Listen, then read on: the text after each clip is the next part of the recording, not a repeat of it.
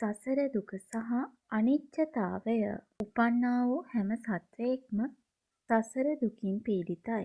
වැඩියෙන්ම දුක් විඳින්නේ සසර අපාගත සත්වයන්. ලේනෙක්, කුරුල්ලෙක් කෑම කන දසුන් ඔබ අනන්තවත් දැක ඇති. හැම කෑම කටකටම සැරයක් ඌ වටපිට බලන්නේ ඇයි? Taman ගොදුරු කරගන්න තව එකෙක් බලාගෙන ඉන්න නිසා. එක සතෙක් තව එකෙක් ගිල දමනකොට ශරීරයේ කොටසක් දඟලද්දී තව කොටසක් අනෙකාගේ උගුරය ඇතුලේ. Tamanගේ නෑදෑයින්, දරුවන් Taman ඉදිරියේම තවකෙකු විසින් අමුයේම ගිල දමනවා. සත්ව ලෝකයේ රෝගී වුණොත් පිළිසරණක් නෑ. Tamanගේම දරුවන් මරාගෙන කෑම සමහර සතුන් අතර ප්‍රචලිතයි. මිනිසෙයින්ම මරාගෙන කන්න මාන බලන සතුන් පවා ඒ අතර ඉන්නවා.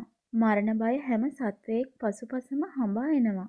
මනුස්ස ශරීරයේ උනත් බැක්ටීරියා, වෛරස් ආදිය ඇතුල් වෙලා ආක්‍රමණය කරලා මනුස්සයා මරාගෙන කනවා. මේ තමයි සත්වයින් මුහුණ දෙන අපට විද්‍යාමාන දුක්වලින් සමහරක්. මේ දුක්වලට ඉක්මනින්ම ඉතාමත්ව අසරණව මුහුණ දෙන්න සිද්ධ වෙලා තියෙන්නේ විශේෂයෙන් තිරිසන් ලෝකයේ ඇතුළු දුගතිවල ඉන්න සත්වයින්ට.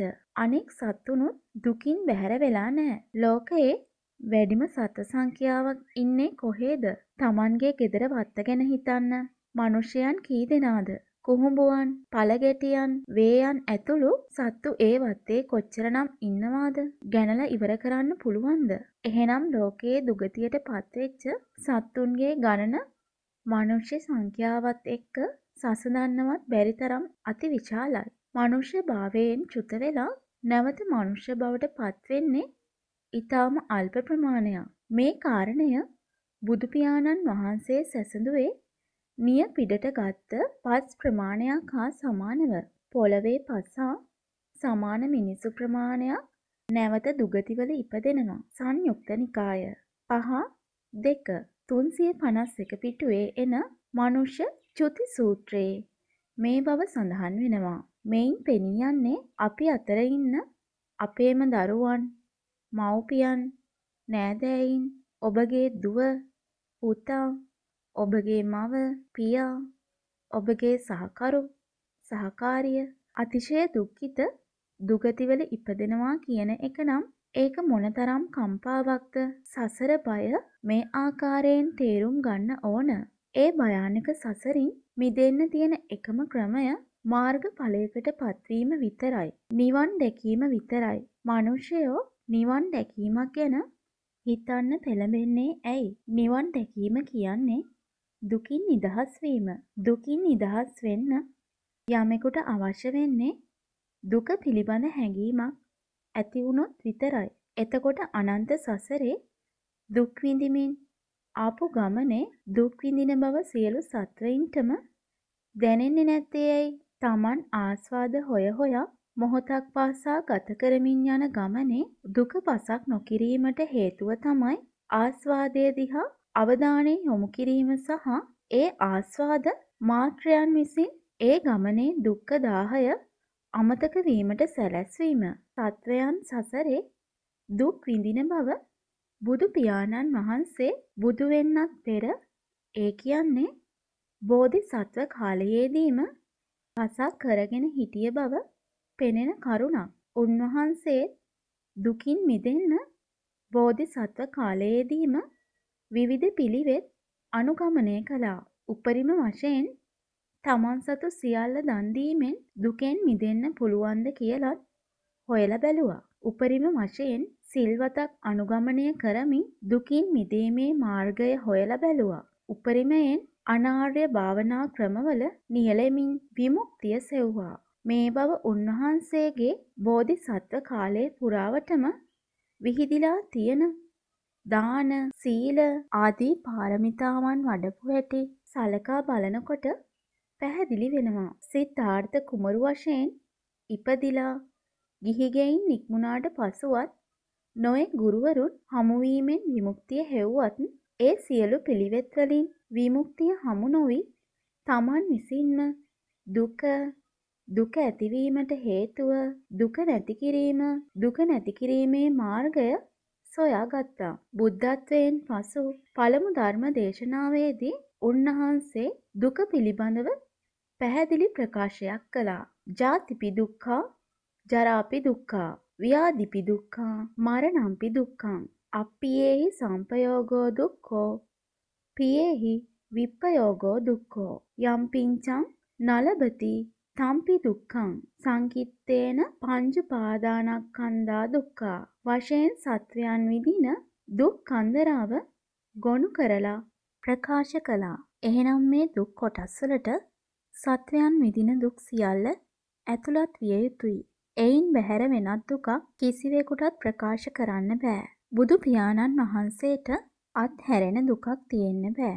ඒ වගේම මජ්ක්‍ධිම නිකාය 3/512 පිටුවේ එන සච්ච විභංග සූත්‍රයේ සැරියුත් මහ රහතන් වහන්සේ විසින් බුදුන් වහන්සේ වදාළ දුක්ඛ ආර්ය සත්‍ය පිළිබඳව කෙරෙන විග්‍රහය තවදුරටත් මේ විදියට පැහැදිලි කළා. කතමාචා උසෝ දුක්ඛං අරිය සත්‍යං ජාතිපි දුක්ඛා, ජරාපි දුක්ඛා, මරණම්පි දුක්ඛං, ශෝක පරිදේව දුක්ඛ, දෝමනස් උපායාසති දුක්ඛා, යම් පිංචං නලබති තම්පි දුක්ඛං සංකිත්තේන පංච උපාදානස්කන්ධා දුක්ඛා. මේ සච්ච විභංග සූත්‍රයේ යම් පිංචං නලබති තම්පි දුක්ඛං කියන කාරණය විස්තර වෙලා තියෙන හැටි බලමු. අහෝ අපි ජාති ස්වභාවයේ ඇත්තෝ නොවන්නමෝ නම් මැනවි.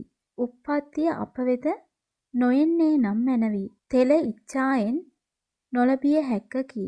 යම් පිංචං යම්පි ධන ඉච්ඡාන් නලබති. යම් ඉච්ඡාවක් නොලබනවා නම් ඒක දුකයි.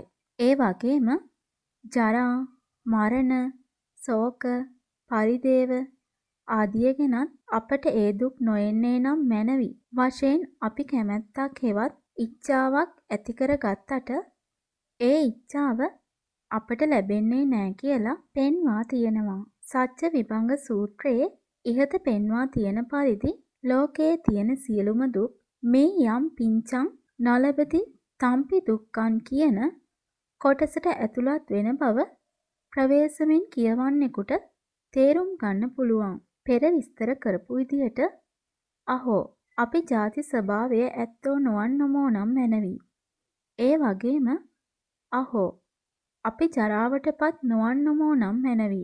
අහෝ අපි ශෝකයටපත් නොවන්නමෝ නම් මැනවි. ආදී වශයෙන් ගත්තම ලෝකයේ තියෙන සියලුම දුක් මේ යම් පිංචං නලබති තම්පි දුක්ඛං කියන කොටසට ඇතුළත් වෙන බව ප්‍රවේශමෙන් කියවන්නෙකුට තේරුම් ගන්න පුළුවන්. යම් පිංචං නලබති වෙනුවට අනිච්ච අන්ධන ඉච්ඡ යන පදය හරියටම ගැලපෙනවා. එහෙනම් ලෝකයේ තියෙන සියලුම දුක් අනිච්චාවතේ හෙවත් කැමැතිසේ නොලැබීම නිසා හටගන්නා බව සැරියුත් මහරහතන් වහන්සේ දේශනා කළා නොවේද? යද නිච්ඡන්තං දුක්ඛං කියන පදයට මේක හරියටම ගැලපෙන බව පේනවා. මේ සච්ච විභංග සූත්‍රය නොඑක අවස්ථාවල මම කියවලා තිබුණත් යම් පිංචං නලබති තම්පි දුක්ඛං කියන කාරණයට මුළු ලෝකයේම තියෙන දුක් අඩංගු කරන්න පුළුවන් බව මට පසක් කරගන්න බැරි වුණා. මට ඒ කාරණේ ඒත්තු ගියේ අපේ වහරක ගරු ලොකු හාමුදුරුවන් වහන්සේ මේ කාරණය මතු කරලා පෙන්වා දුන්නාට පස්සේ මෙන්න දහමේ සැඟවුණ වැදගත් තැනක්. ලෝකයේ සියලුම දුක් යම් පිංචං නලබති තම්පි දුක්ඛං හෙවත් අනිච්චතාවය නිසා හටගන්නා බව නිවන් දකින්න කැමති සියල්ලෝ විසින් අවබෝධ කරගනිත්වා. මේ වාගේ අනිච්ච ලෝකයක තමන්ගේ ප්‍රාර්ථනාවන් ඉච්ඡාවන් නොලැබීමෙන් සියලු දුක් හටගන්නා බව තේරුම් ගන්න ඕන. සසර දුක් නිවා ගන්නා ක්‍රම ගැන ඉදිරියේදී තව දුරටත් සාකච්ඡා කරමු. නුගේගොඩ වින් ලංකාරෝහලේ සභාපති වෛද්‍ය ආර් වීරසිංහ